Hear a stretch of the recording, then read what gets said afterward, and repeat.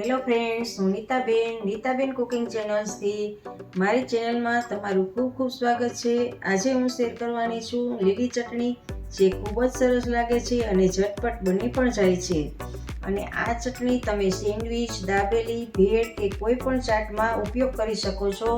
તો ફ્રેન્ડ્સ, આ રીતે લીલી ચટણી તમે પણ એકવાર ટ્રાય કરજો। તો ચાલો આપણે ચટણી બનાવીએ।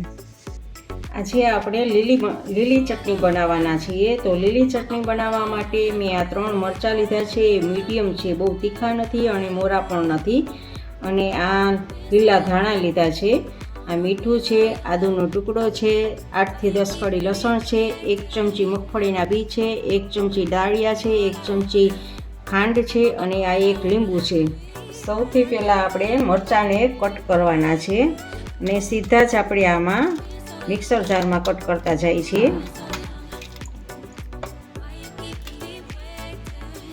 સાથે જ આપણે આ આદુના કટકાને છોલી લેવાનો છે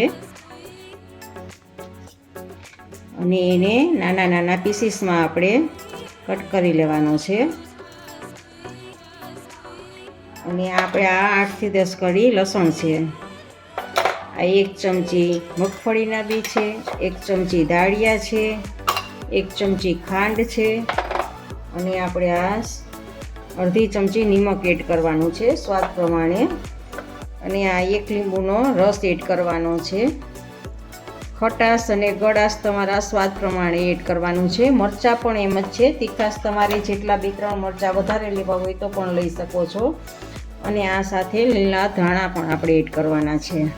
આ બધું જ આમાં મિક્સ કરી દીધું છે અને હવે આપણે આને મિક્સરને ગ્રાઇન્ડ કરશું, જેથી આપણી બધી જ ચટણી, બધું જ મસાલા પીસાઈ જાય। જો આપણું આ અધકચરું પીસાઈ ગયું છે તો એમાં આપણે હવે 2 ચમચી જેટલું ઠંડુ પાણી એડ કરવાનું છે, અથવા તો તમે બરફના ક્યુબ પણ એડ કરી શકો છો, જેથી કરીને આપણી ચટણીનો કલર એકદમ લીલો રહે।